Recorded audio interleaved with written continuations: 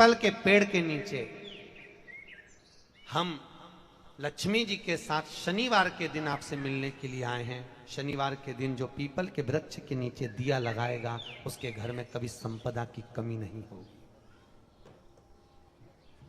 सारे दिन पीपल के वृक्ष के नीचे हमारा निवास होगा। आज भी नियम है, जिसको शनि लग जाता है एक काजल की डिब्बी ले लो और काजल की डिब्बी को 21 बार उतार कर उसको एकांत में जाकर जंगल आदि में एकांत में किसी पेड़ के नीचे इतना सा खड्डा खोद कर उसमें काजल की डिब्बी को डाल दो और मिट्टी से पूर दो, उस व्यक्ति का शनि समाप्त हो जाता है। काशी विश्वनाथ का नाम लेकर काजल की डिब्बी को 21 बार उतार कर अगर काशी विश्वनाथ का नाम लेकर शनि वाले व्यक्ति को अगर पेड़ के नीचे दबा दे, शनि समाप्त।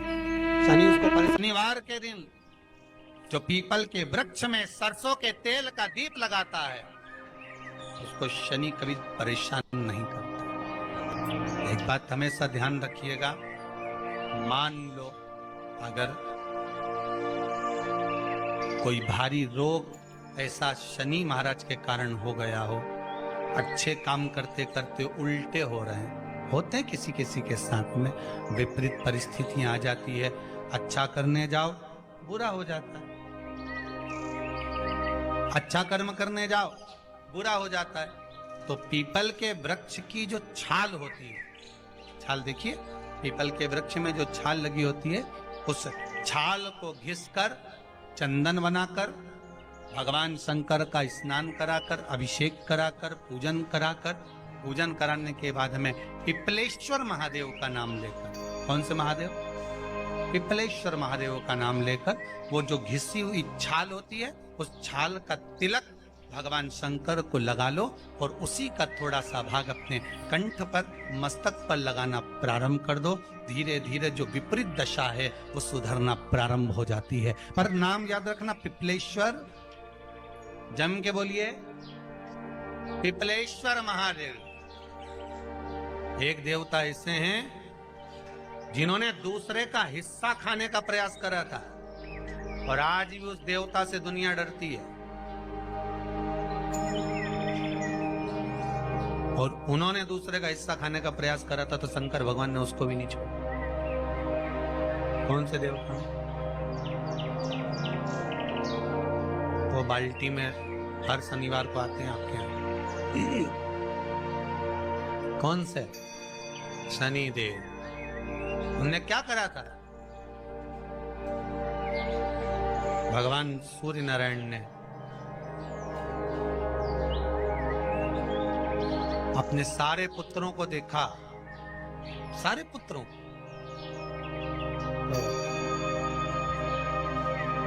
सारे पुत्रों को देखकर आज मेरे सूर्य नारायण भगवान बड़े सुखी, बड़े प्रसन्न। मेरा पुत्र शनि भी श्रेष्ठ है, मेरा पुत्र यम भी श्रेष्ठ है, सब ठीक है। आज भगवान सूर्य देवता ने अपने पुत्रों को बुलाकर कहा, आज मेरा मन कर रहा है कि मैं सारे लोगों का राज्य अपने पुत्रों को बांट दूं, सबको अपना अपना हिस्सा दे दूं। शनि महाराज जी को भी हिस्सा दे दिया गया। अब जब शनि महाराज जी को हिस्सा दे दिया तो शनि महाराज जी संतुष्ट नहीं हुए। दुनिया में ऐसे लोग बहुत सारे हैं जो संतुष्ट बहुत कम हो पाते हैं। शनि देव के मन में संतुष्टि नहीं हुई। जब शनि देव के मन में संतुष्टि नहीं हुई तो शनि महाराज उसी समय पर अपने सारे भाइयों का हिस्सा बटोरने लगे, उस पर कब्जा करने लगे। कब्जा करने लगे तो सूर्य देवता की आंख में जल भर गया। कितना तेजवान सूर्य नारायण, कितने तेजवान, कितना तेज भगवान सूर्य के पास में था। पर शनि महाराज को देखकर आज रो रहे हैं। शनि महाराज को, शनि महाराज ने अपने भाइयों के इस हिस्से पर क्या कर लिया? सूर्य नारायण भगवान की आंखों में जल भर गया कि मेरा पुत्र ऐसा कर रहा है। शनि को बुलाया सूर्य नारायण भगवान ने, समझाया और नहीं माना। किसी किसी की नियत होती है कि इसको इतना कैसे दे दिया, अम्मा ने इसको इतना कैसे दे दिया, पिताजी ने इसको इतना कैसे दे दिया, मैं तो कब्जा करूंगा, दुकान नहीं छोड़ू, घर नहीं छोड़ू, ये नहीं छोड़ू, वो नहीं छोड़ू। मत छोड़, एक दिन संसार छोड़कर जाना पड़ेगा। तब कहीं जमीन जायदाद छाती पे बांध के ले जाएगा। नहीं माने तो सूर्य देवता ने अपने गणों को भेज दिया, जाओ जरा शनि महाराज को जरा हटाओ वहां से। शनि महाराज को गुस्सा आया और शनि महाराज ने उन सारे गणों को नष्ट कर दिया। सूर्य नारायण रो रहे हैं। भगवान शंकर की पंचायत में सूर्य देव भी हैं, मतलब शंकर भगवान के मित्रों की गणना में सूर्य आते हैं। भगवान विष्णु, सूर्य नारायण, शंकर भगवान, माँ दुर्गा, गणेश जी, ये पंचायत है ना शंकर की, शिव पंचायत। शिव परिवार में कार्तिकेय, गणेश जी, पार्वती जी, शंकर जी, नंदी, ये शिव परिवार। पंचायत में सूर्य देवता। सूर्य नारायण को रोता हुआ देखकर भगवान शंकर को बड़ा दुख हुआ। शिव जी ने पूछ लिया, क्या बात है, आप रो रहे हो? नारायण क्या हो गया? मेरा बेटा मानने को तैयार नहीं है। आप चिंता मत करो, अभी देखता हूं मैं जाकर। और भगवान शंकर ने जाकर तुरंत सूर्य नारायण भगवान के कहने पर शनि देव को जाकर समझाया। इतने में तो शनि देव आग बबूला हो गए। आग बबूला होकर शनि देव ने कहा, ए शिव, आप मुझे जानते नहीं हो? शंकर भगवान ने कहा, क्या जानना है ये बताओ, क्या जानना है ये बताओ। शनि देव कहते हैं, आप मेरी दृष्टि को नहीं जानते। शंकर भगवान ने कहा, तू भी नहीं जानता कि तेरी दृष्टि खराब कैसे हुई। तेरी दृष्टि को श्राप किसका लगा है तुझे नहीं मालूम क्या? शंकर भगवान ने जब समझाना चालू करा कि देख शनि देव, तुम तो कह रहे हो, तुम तो बोल रहे हो कि मेरी दृष्टि नहीं जानते। हम जानते हैं आपकी दृष्टि, मना नहीं है, जाना, पर आप नहीं जानते क्या? शिव जी जानते हैं। शिव जी ने कहा, मैं सब जानता हूं। आपका विवाह करा सूर्य देवता ने, आपकी पत्नी घर में आ गई, आप अपनी पत्नी को देखते तक नहीं थे, इसलिए आपकी धर्म पत्नी ने आपको श्राप दिया कि जिस पति ने मुझ पर दृष्टि नहीं डाली, मेरे वो पति की दृष्टि कुदृष्टि हो जाए, जिस पे डालेगा वो बर्बाद हो जाए। शनि महाराज ने कहा, आप मेरी पत्नी की याद मत दिलाओ। शंकर भगवान बोले, ए शनि, फिर समझा रहा हूं, हिस्सा छोड़ेगा कि नहीं छोड़ेगा? शनि बोले, नहीं छोड़ूंगा। शंकर भगवान ने उठाया, पीपल के पेड़ के नीचे ले गए और पीपल के पेड़ के नीचे शनि महाराज को उल्टा लटका दिया। 19 साल तक शनि महाराज को पीपल के पेड़ के नीचे शंकर जी ने लटका के रखा। अब बोल, 19 वर्ष तक शनि महाराज पीपल के वृक्ष में, पीपल की जड़ पर बंधे रहे, बोले ही नहीं, सी टंगे रहे। अब दूसरे का हिस्सा खाने वाले को जब शनि महाराज जैसे के लटका दिया भोलानाथ ने, तो तुम कहीं लगो रे लाइन में? मेरा विचार तो करो। 19 वर्ष तक शनि महाराज लटके रहे, तब 19 वर्ष नेत्र बंद कर कर शनि महाराज ने शंकर की आराधना करी कि दुनिया में कोई ऐसा नहीं जो मुझे उल्टा लटका दे, केवल एक यही है जिनने मुझे लटकाया है। तो 19 वर्ष तक तप करा तो शंकर जी प्रसन्न हो गए। धर्म को हटाकर पार्वती को लाए, साथ में आशीर्वाद दिया, शनि महाराज को खोला।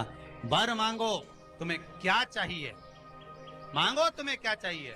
शनि महाराज ने कहा, मांगूंगा कुछ नहीं, आप वर दे दीजिए। शंकर जी ने कहा, मैं तुम्हें दंड अधिकारी बनाता हूं कि आप अच्छे और बुरे का दंड दोगे, आप अधिकारी बनकर बैठोगे, मेरा आशीर्वाद तुम्हारे साथ में। दंड अधिकारी। भगवान शंकर का एक अवतार है पिपलाद अवतार। पिपलाद अवतार, जब दधीचि ऋषि की अस्थियां चली गई, उनकी धर्मपत्नी सुवाच ने देखा मेरे पति को मार दिया गया, मेरे पति की अस्थियां ले गए राक्षसों का संहार करने के लिए, उनकी अस्थियां लेकर चले गए, मेरा पति चले गया। सुवाच गर्व से थी, मरना चाहती थी, प्राण छोड़ना चाहती। शिव जी ने देखा ये तो अग्नि के ऊपर चढ़कर अपनी देह त्याग रही। शंकर भगवान ने आकर कहा, रुक जा सुभाष, रुको, तुम्हारे गर्भ में बच्चा है, तुम्हारे गर्भ में बच्चा है, वो बच्चा मर जाएगा। अब इस बच्चे को जन्म देकर भी क्या करूं? नहीं पिता, तुम्हारे गर्भ में जो बच्चा है वो महाज्ञानी है। तुमने मुझसे प्रसाद के रूप में मांगा था, कहा था शिव जैसा पुत्र होना चाहिए, तो क्या तुम शंकर को नष्ट कर दोगे? मैं शंकर को जन्म दूंगी। सुभाष ने 2 पत्थर उठाए, अपने गर्भ पर मारना प्रारंभ करा। गर्भ पर मारा, बच्चे ने जन्म लिया। बच्चा 7 महीने का था। उस बच्चे को उठाकर पीपल के कोटर में रख दिया। पीपल की कोटर। एक गिलहरी पीपल के फल को लेकर आती थी, पिपलाद के मुंह में देती थी।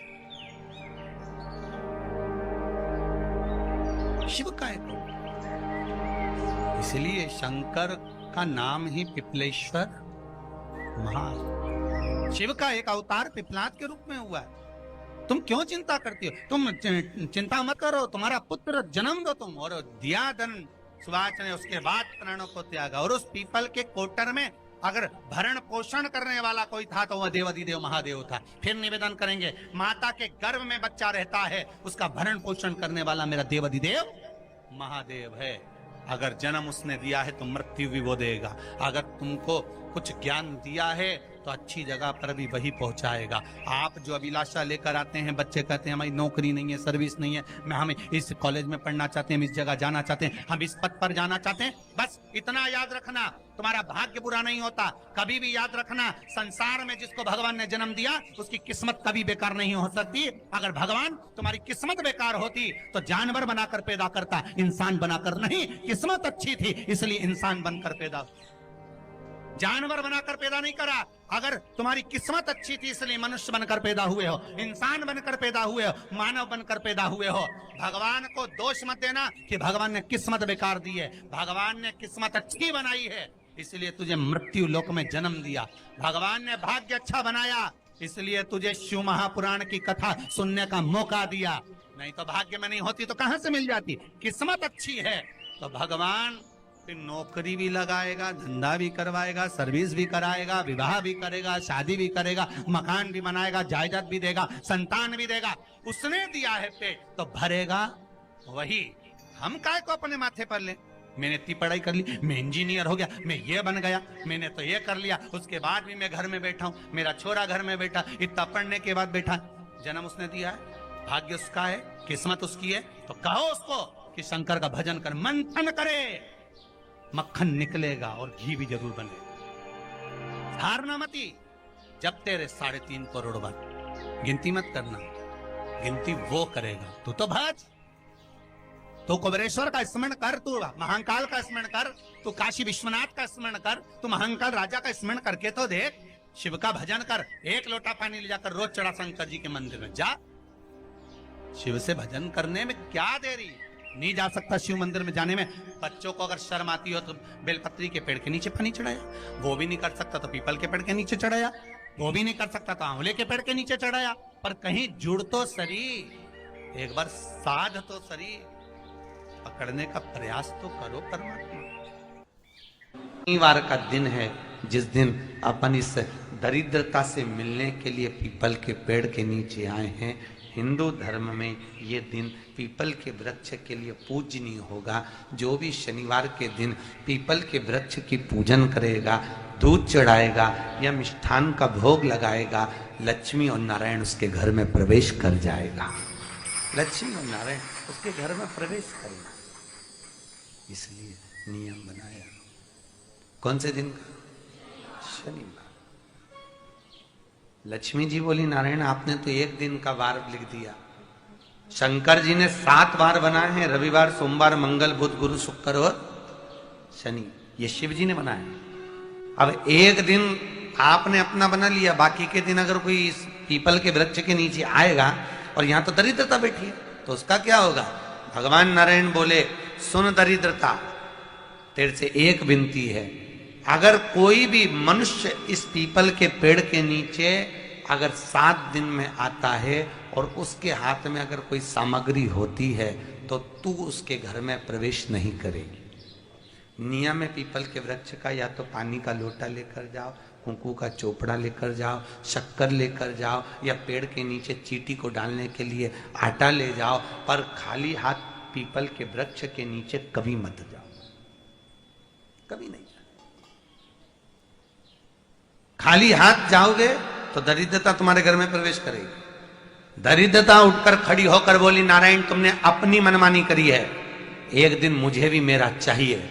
भगवान ने कहा बोल कौन सा दिन चाहिए। दरिद्रता कहती है रविवार के दिन इस पीपल के वृक्ष के नीचे मैं दिन भर नृत्य करूं, इसमें रहूं, और जो यहां आए रविवार को मैं उसके घर में प्रवेश करूं। भगवान ने कहा ठीक है। दरिद्रता रविवार का दिन एक ऐसा दिन रहेगा जिस दिन तू इस पीपल के वृक्ष के नीचे नृत्य करेगी और जो आएगा इस पीपल के वृक्ष के नीचे तो उसके साथ प्रवेश करेगी। मैंने तुझे वर दिया। इसलिए हमारे यहाँ केवल पीपल का वृक्ष अगर दीवार में भी लग जाता है ना, किसी की व्यक्ति की दीवार में, किसी के घर की दीवार में पीपल का वृक्ष अगर लग जाता है, पीपल का पौधा लग जाता है, उसको कितना भी तोड़ लो वो वापिस लग जाएगा। फिर तोड़ोगे फिर लग जाएगा।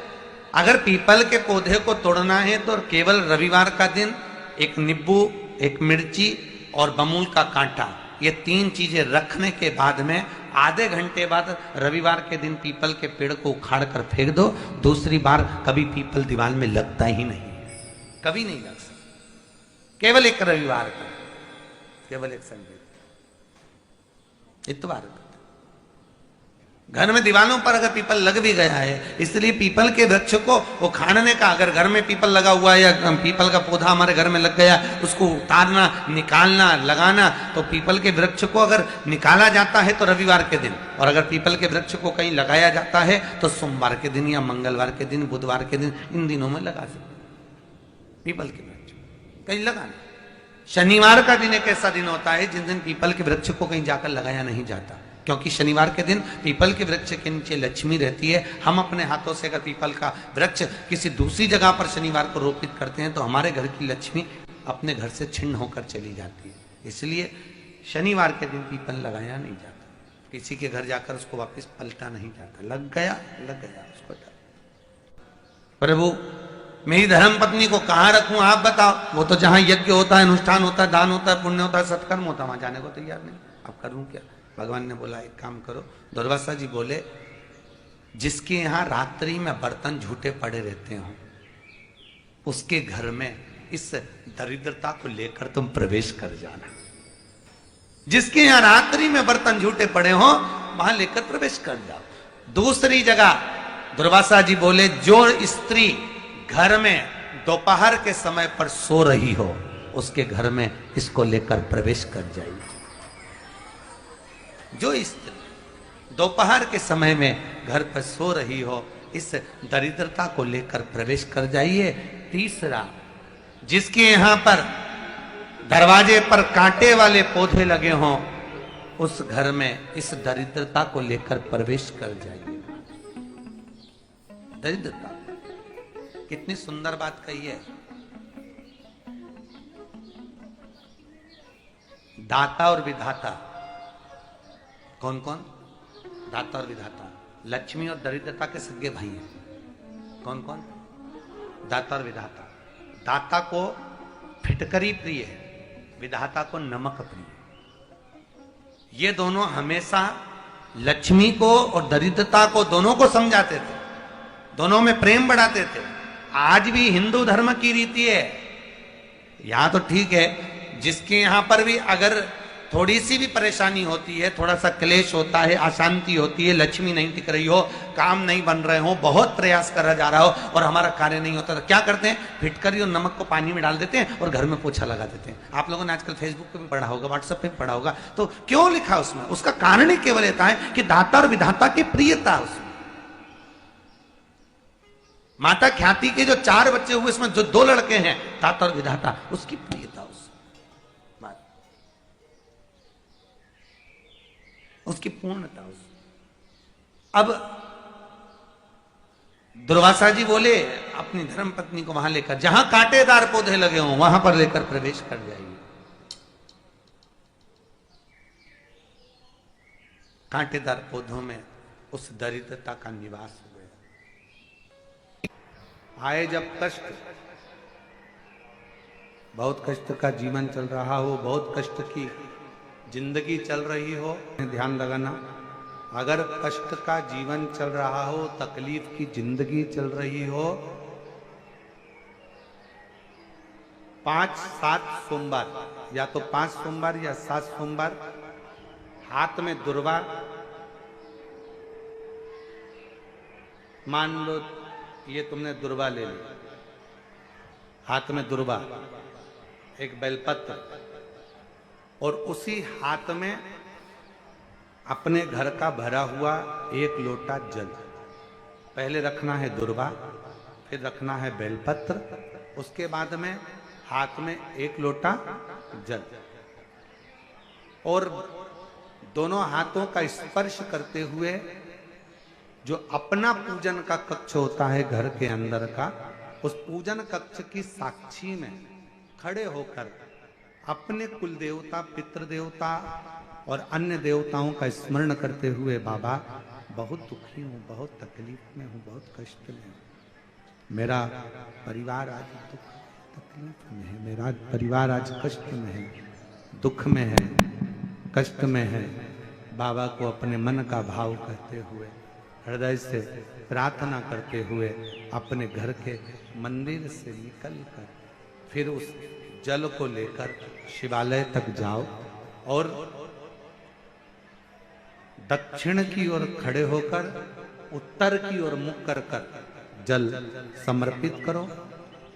बेलपत्र और दुर्वा दोनों को अशोक सुंदरी वाली जगह पर चढ़ा दीजिए। अशोक सुंदरी की जगह तो सबको मालूम है ना। अशोक सुंदरी वाली जगह पर उस बेलपत्र और दुर्वा को समर्पित कर दो। चढ़ा हुआ थोड़ा सा जल लेकर आओ, घर के दरवाजे पर उसका छींटा दे दो, लेपन कर दो, और बाबा से 5 सोमवार नियम से आप दुर्वा, बेलपत्र और जल का प्रयोग अगर करोगे, 5 सोमवार पूर्ण होंगे। जो तुम्हारा दुख है वो समाप्त जरूर होगा। शिव करुणा जरूर, शिव कृपा। बस इसमें 3 चीजों का स्मरण रखिएगा। 3 चीजें शिव पुराण कह रही है, इसमें 3 चीजों का स्मरण करिए। पहले नंबर पर दुर्वा, दूसरे नंबर पर बेलपत्र, और तीसरे नंबर पर जब जल चढ़ाकर वापिस आओ तो अपने घर में प्रवेश के पहले देहली पर भगवान शंकर के अपने घर के द्वार पर शिव का नाम लेकर जल का सिंचन। 3, शिव जी की करुणा का गुणगान करने के लिए 3, जब आप तकलीफ में होते हो तो 3, शंकर को जल चढ़ाने वाला, 1 लोटा जल चढ़ाने वाले के पास 3 को भगवान शिव अवश्य भेजते हैं।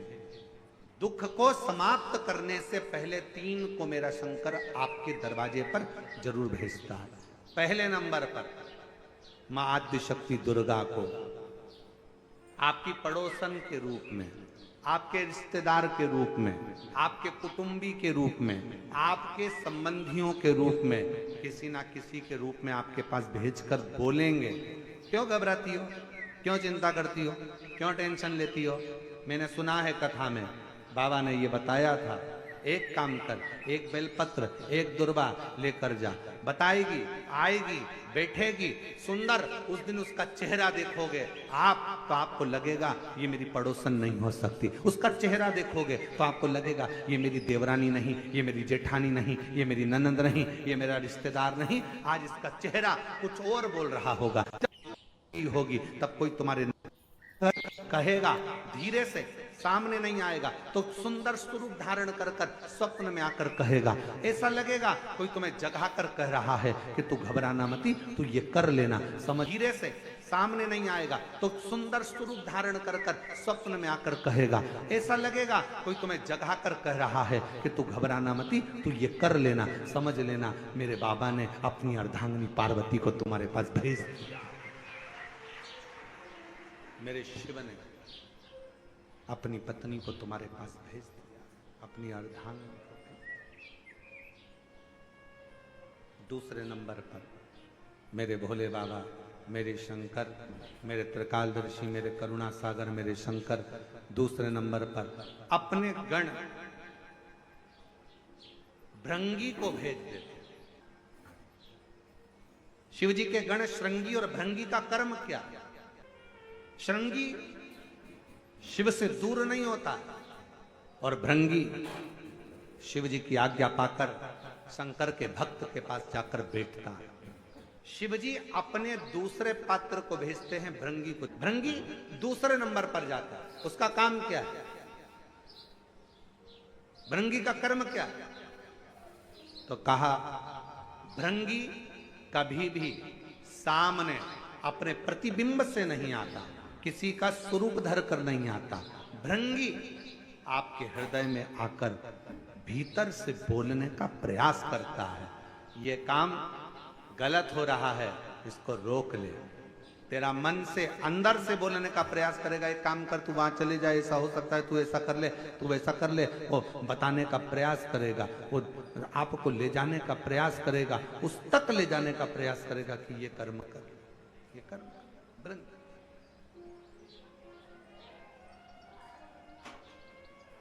दूसरे नंबर पर भृंगी आपके मन की वाणी को शिव तक पहुंचाने का प्रयास करेगा।